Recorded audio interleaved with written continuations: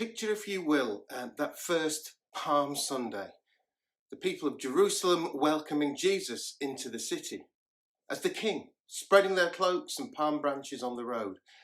And most of them would have known very well the Old Testament stories about kings entering cities to welcomes like that.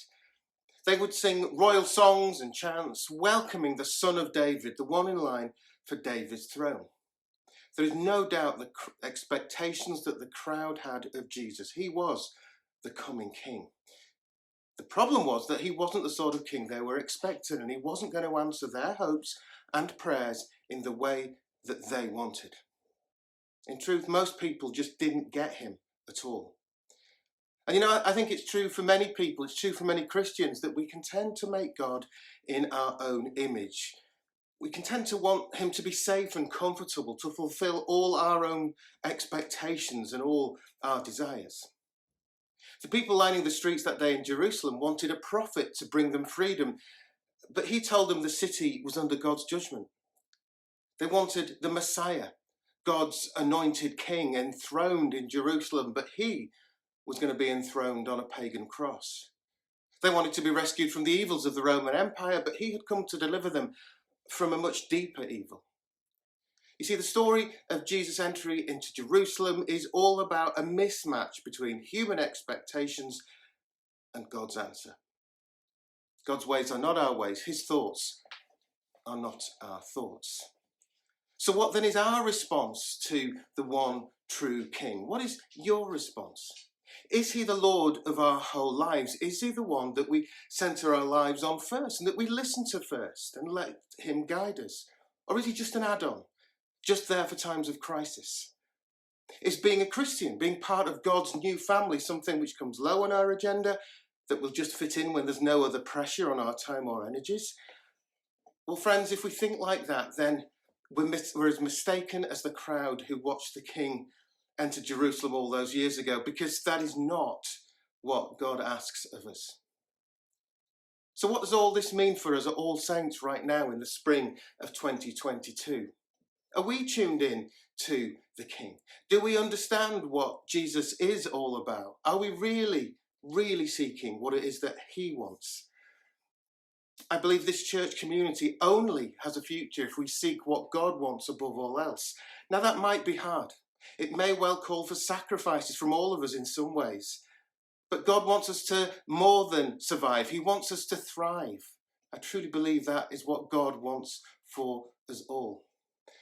It's been a challenging 12 months, hasn't it? For all people and for all churches. This transition from a life with lockdowns and restrictions into one of more freedom. But of course, there's still a good deal of remaining anxiety. A lot of COVID infections still around. It's not a straightforward journey to make into this new world. Many have got out of the habit of doing what they did pre-COVID. And naturally, that includes engaging with church activities and with gathering together. The wisdom of research into how communities recover from traumatic experiences, and COVID has been actually a long series of traumas, suggests that it can take 2 to 5 years for any community, like a church, to recover and find a new, healthy way of being. So look, I think we need to be patient with each other, yet still pressing on in the direction God is leading us. So this next year is all about rebuilding and renewing and restoring in a post-COVID world. So here are some of the big questions we'll need to grapple with. How can we help some people re-engage with the life of the church? How can we engage with some people for the very first time, or those who've engaged online but not in person? What shape will our church need to be for a world which has changed dramatically in the last 2 years? Now, this will all have implications for our styles and times of gathered worship, have implications for how we help people belong and grow, and for how we serve other people. The general wisdom in the wider church right now is that trends that we saw pre-COVID have quickened up through the period. So people are generally meeting to worship less often than they were before. And let's be honest, we know that's true, don't we? From the position of lockdowns to a position of full freedom, people also seem to have dived back in and are perhaps busier than ever, particularly on Sunday mornings. Very few families with young children are available on Sunday mornings, for example. That's just the way it is. Much is still falling on the few in our church. Let's be honest, none of us are getting younger. And our younger people have, it seems, less time than they did even a couple of years ago. So we have to ask, do we have the resources to carry on as we are? Things just do seem to have moved on quickly through this COVID period in many ways. Of course, finances, and always was, a concern, paying the parish share, paying our increasing energy bills and so on. We just do not have the income to meet what's required of us.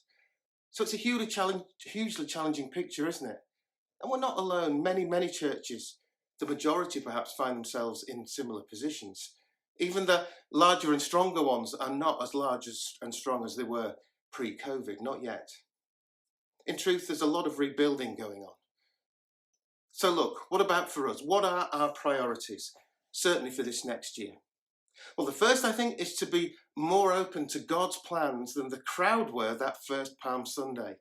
We may think we know what God wants, but maybe actually we need to really listen. Listen to him, listen to our circumstances, listen to each other, and to the much changed world around us, which continues to change. We do need to re-engage with those that we haven't seen as much of in recent times. Those who can gather on a Sunday morning and those who can't gather or choose not to.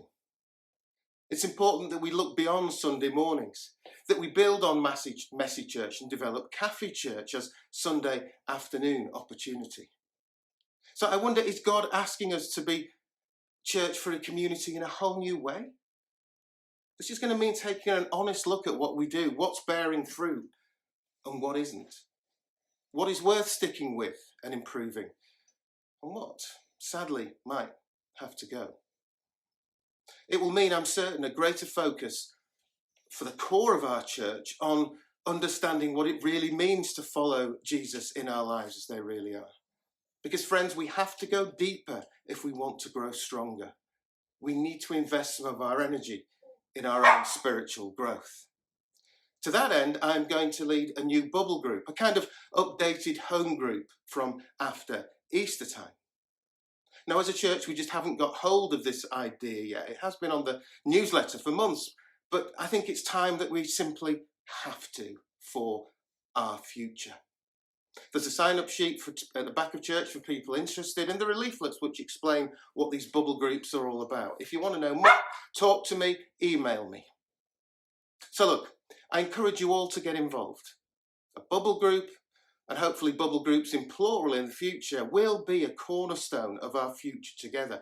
Places to be nurtured and grow our faith as followers. We also need to work together with the NCP to enable the first phase of the building work we've been planning. The next 2 years will be significant in addressing and hopefully completing the first stage of our plans. And finally, in terms of priorities, to work with the diocese to review and improve our financial position. I'm waiting for dates from the diocese to come and meet with the PCC to look at how we can raise our income and maximise what we do have. But back to that first Palm Sunday.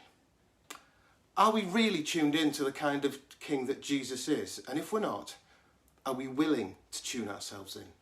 Will we engage with the difficult journey of laying down our own wants and needs and taking up what it is that God truly wants? Make no mistake, our future is inextricably bound up in that question.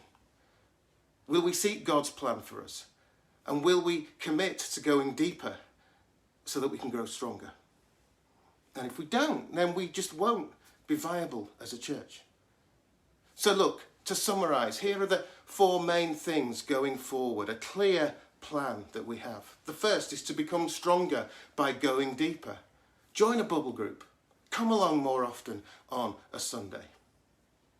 Let's put all of our efforts into the twice monthly afternoon church programme, the Messy Church and Cafe Church, where all ages can come together, developing a true intergenerational church community.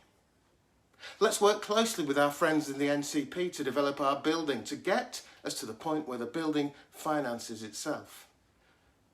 And let's remember that it's the church family who pay for ministry, basically what pays for the vicar. We'll be working, as I said, with some finance experts to help us do just that.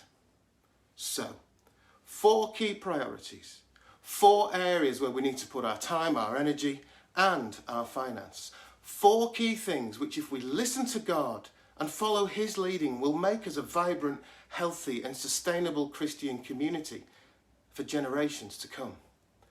So let's follow King Jesus and together put our all into it. May King Jesus be known through us as he seeks to bring hope into this world.